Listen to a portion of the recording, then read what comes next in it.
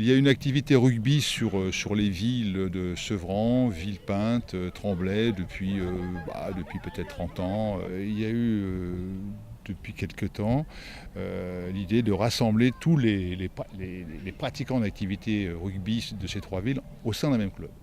Et c'est pour ça que nous avons créé Terre de France Rugby, qui donc, dès la prochaine saison, va porter les couleurs des trois villes sur les différents terrains d'Île-de-France et puis ailleurs également. On a eu des titres de champions d'Île-de-France au niveau des moins de 15.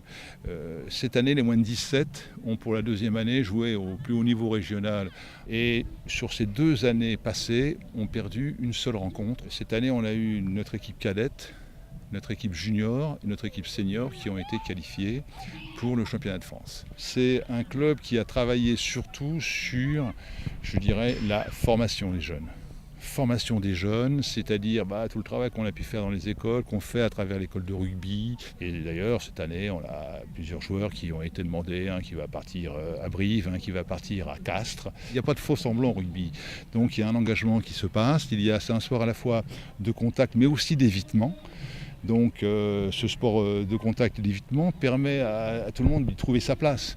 Dans une équipe de rugby, on a un peu toutes les morphologies, je parle au niveau amateur, s'entend. Je crois que l'esprit d'équipe, solidarité, on ne peut pas ne pas être solidaire. Mais sa particularité, c'est d'être plutôt un sport, à mon avis, qui est un sport à la fois de contact et à la fois d'évitement.